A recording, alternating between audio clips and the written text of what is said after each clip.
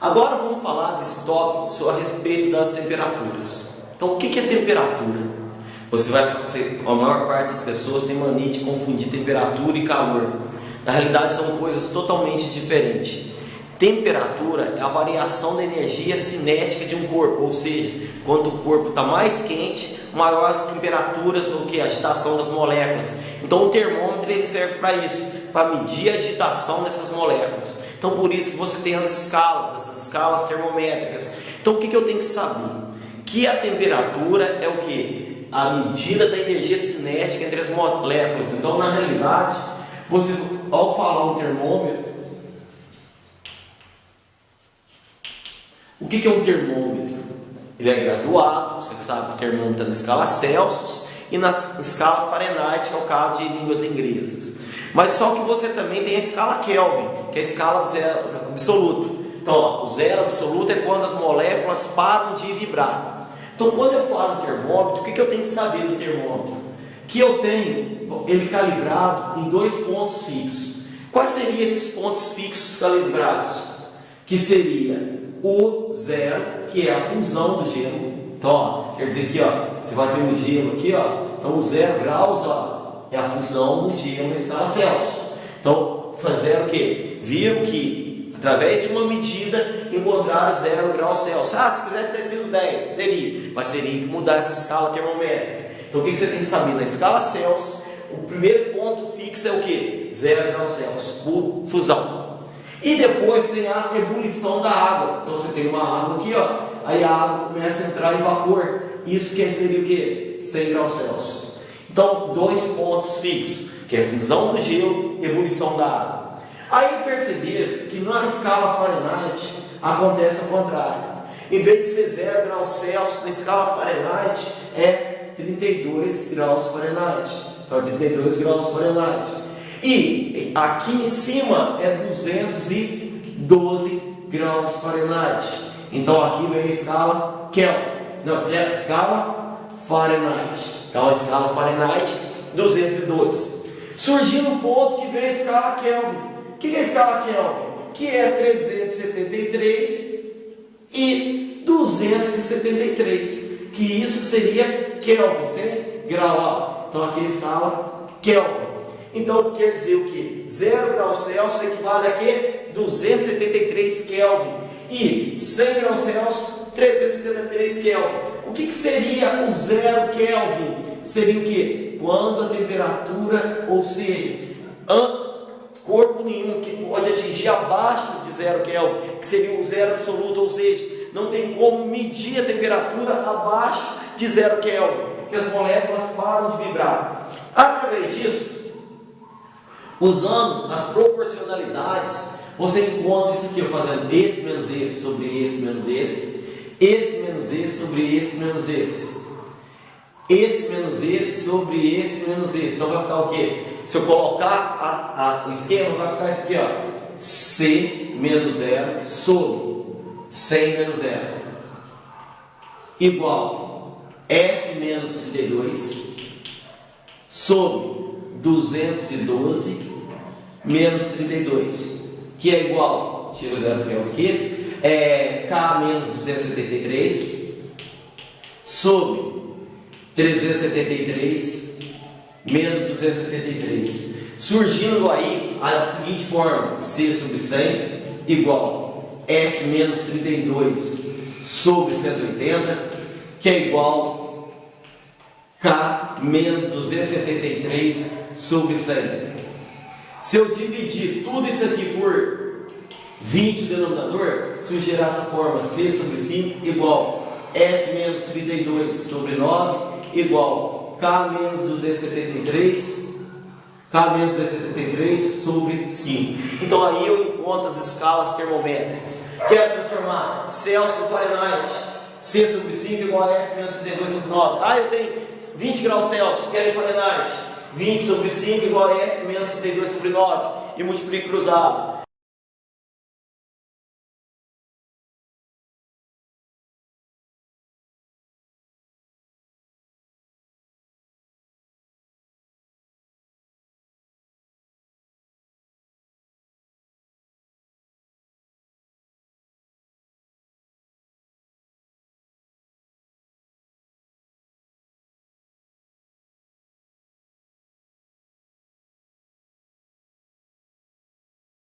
Quer transformar Celsius em Kelvin? Corta aqui, ó. C igual a quanto? K menos 273. Então, por exemplo, se eu quero 200 Kelvin para Celsius, 200 menos 273 vai dar menos 73 o quê? Graus Celsius. Então, eu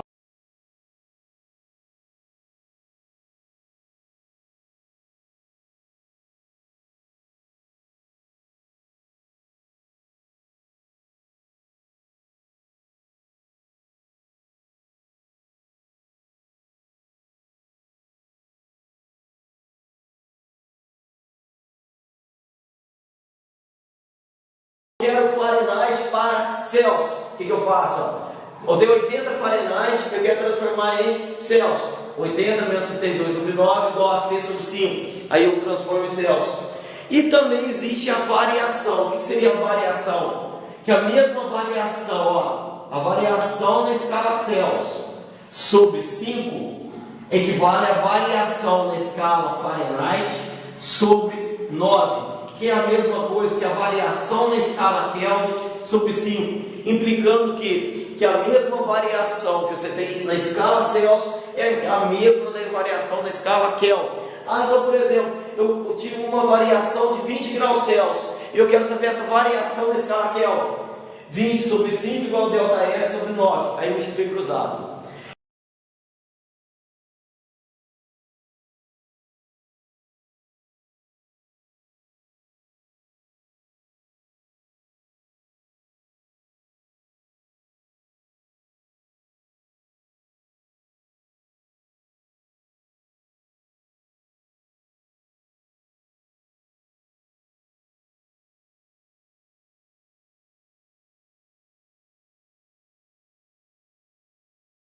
E surge o ponto que vem a dilatação. Então, ó, o que seria dilatação? Todo corpo que é aquecido, ele sofre uma dilatação. Então, por isso você vai ter a dilatação linear, a dilatação superficial, a dilatação volumétrica e a dilatação dos líquidos. Então, o que é dilatação? Você tem um comprimento inicial, ao ser aquecido o teu corpo, ele atinge o comprimento final, então vai ocorrer uma dilatação.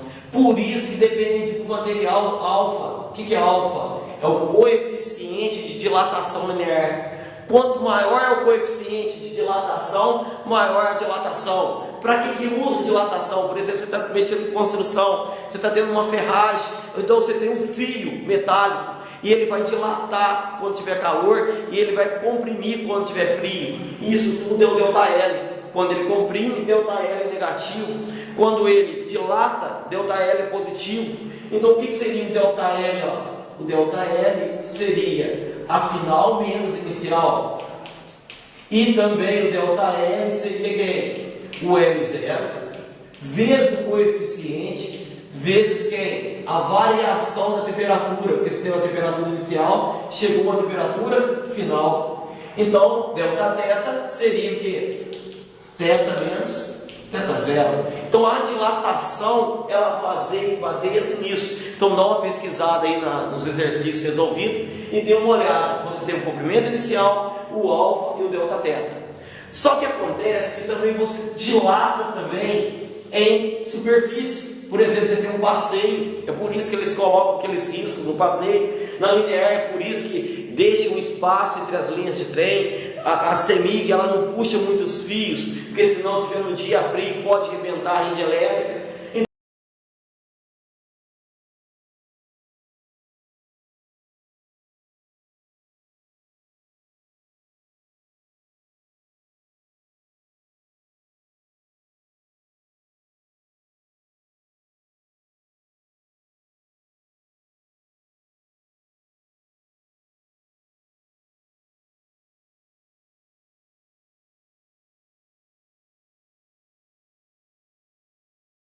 Então, a superficial, por exemplo, você tem uma laje, você tem um reboco, então você tem um material de dilatação, por isso que alguns colocam os riscos no meio, para a trinca ir toda por meio, ou coloca madeira para a dilatação comprimir aquela madeira. Então vem o que? Você tem isso aqui, ó, uma superfície inicial.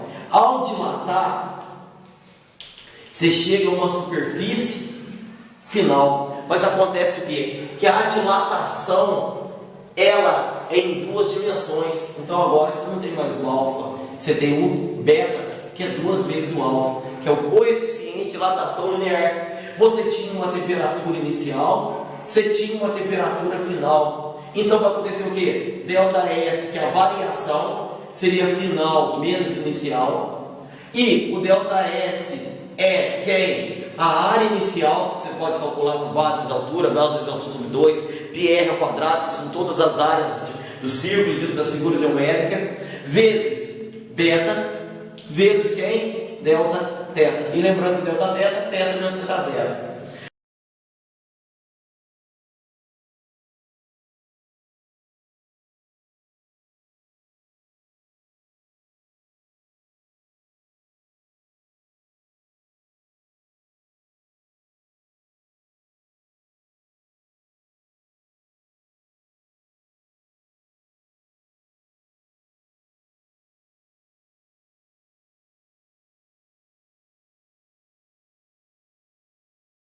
Mas também você tem a dilatação volumétrica. Então a dilatação volumétrica, você tem um sólido. E nisso esse sólido aqui, ó, ele começa a crescer. Então ele muda em 3 dimensões. Ó. Só que agora, então, o que acontece? Você tem um volume inicial, que o volume pode ser lado ao cubo, base vezes altura vezes largura, depende da figura. E você tem um volume final. Com isso surge o que? Agora um gama, que é o coeficiente de dilatação, que volumétrico, que seria quanto? 3 vezes alfa, porque está em terceira dimensão. Surgindo o ponto que, nesse caso, o ΔV, que é a variação do volume V menos V0, o ΔV é o volume inicial, vezes o gama, vezes quem? O delta teta. Surgindo então todo o processo que ΔV, V0, gama vezes delta teta.